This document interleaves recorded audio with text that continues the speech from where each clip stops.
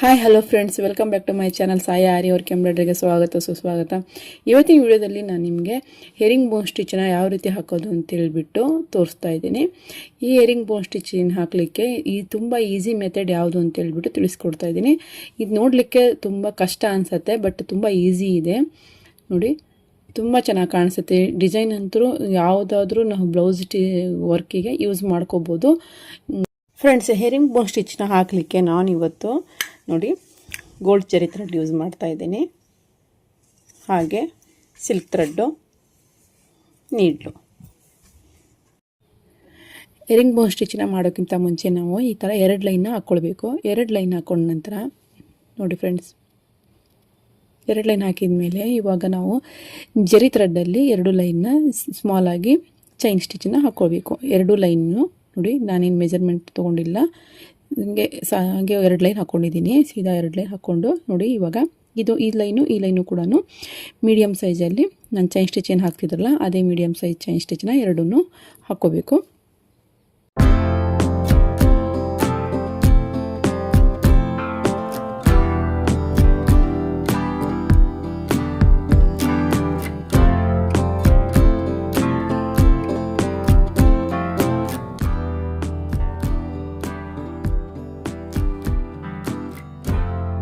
ನೋಡಿ ಫ್ರೆಂಡ್ಸ್, ಕಂಪ್ಲೀಟಾಗಿ ನಾನು 2 ಲೈನನ್ನು ಚೈನ್ ಸ್ಟಿಚ್ಚನ್ನು ಬೇಸಿಕ್ ಚೈನ್ ಸ್ಟಿಚ್ಚನ್ನು ಹಾಕ್ಕೊಂಡಿದ್ದೀನಿ. ಬೇಸಿಕ್ ಚೈನ್ ಸ್ಟಿಚ್ಚನ್ನು ಯಾವ ರೀತಿ ಮಾಡೋದು ಅಂತ ಹೇಳ್ಬಿಟ್ಟು ಹಿಂದಿನ ವಿಡಿಯೋದಲ್ಲಿ ಪಾರ್ಟ್ 1 ಪಾರ್ಟ್ 2 ಈ ಥರ ಎಲ್ಲ ಭಾಗ ಇದ್ದಾವೆ.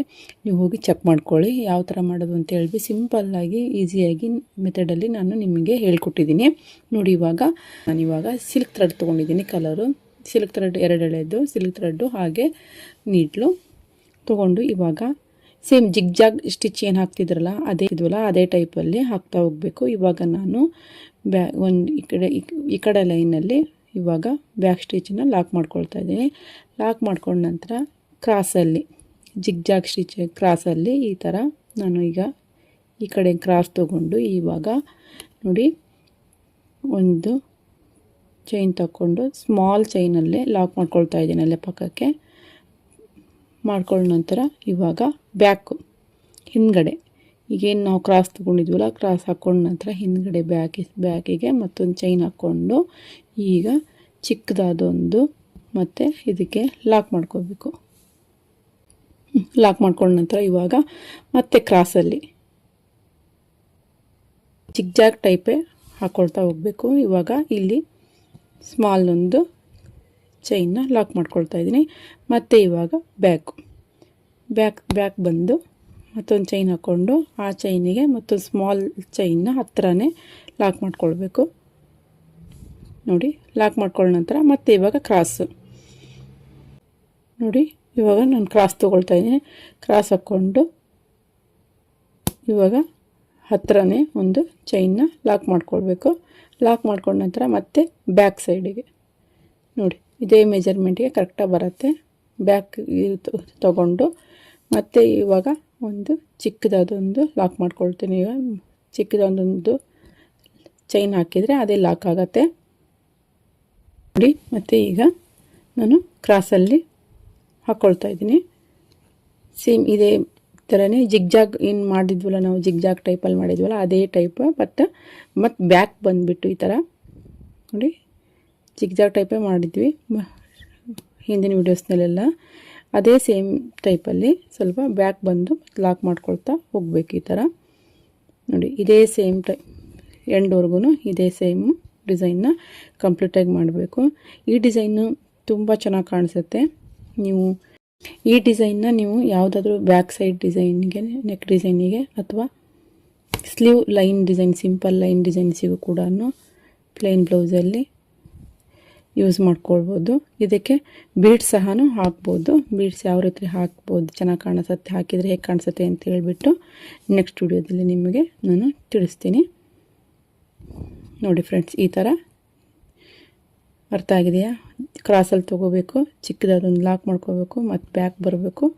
ಬ್ಯಾಕ್ ಬಂದು ಮತ್ತೆ ಚಿಕ್ಕದಾದೊಂದು ಲಾಕ್ ಮಾಡ್ಕೊಂಡು ಮತ್ತೆ ಕ್ರಾಸ್ ತೊಗೊಂಡು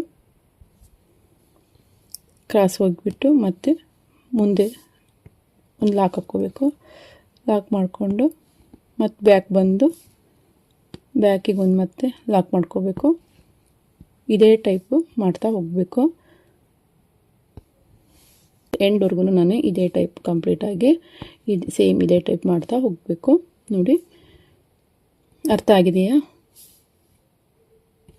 ಫ್ರೆಂಡ್ಸ್? ನೀವೇನಾದರೂ ನಾನು ಚೆನ್ನಾಗಿ ಹೇಳ್ಕೊಡ್ತಾ ಇದ್ದೇನೋ ಇಲ್ವೋ ಅಥವಾ ಏನಾದರೂ ಅರ್ಥ ಆಗುತ್ತೋ ಇಲ್ವೋ ಅದನ್ನು ದಯವಿಟ್ಟು ಪ್ಲೀಸ್ ಕಮೆಂಟ್ ಮಾಡಿ ತಿಳಿಸಿ. ಚೆನ್ನಾಗಿ ಹೇಳ್ಕೊಟ್ರೆ ಚೆನ್ನಾಗಿದೆ ಅಂತ ಕಮೆಂಟ್ ಮಾಡಿ. ಇಲ್ಲ ಅಂದರೆ ಏನಾದರೂ ಮಿಸ್ಟೇಕ್ ಇದ್ದರೆ, ಏನಾದರೂ ನಿಮಗೆ ಅರ್ಥ ಆಗದಿದ್ದರೆ ದಯವಿಟ್ಟು ಕಮೆಂಟ್ ಮಾಡಿ. ಕಮೆಂಟಲ್ಲಿ ನಾನು ನಿಮಗೆ ರಿಪ್ಲೈ ಮಾಡ್ತೀನಿ, ಖಂಡಿತ ರಿಪ್ಲೈ ಮಾಡ್ತೀನಿ.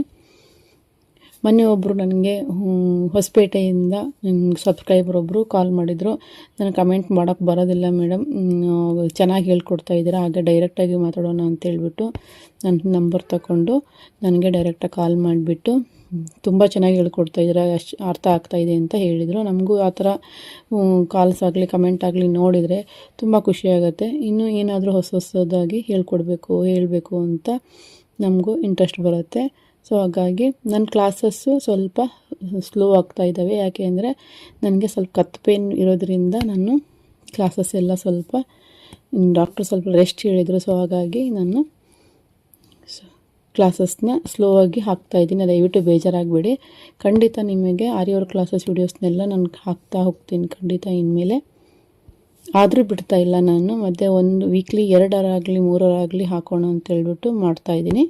ನೋಡಿ, ಇದೇ ಥರ ಡಿಸೈನ್ ಈಗ ಕಂಪ್ಲೀಟಾಗಿ ಮುಗಿತಾ ಬರ್ತಾ ಇದೆ.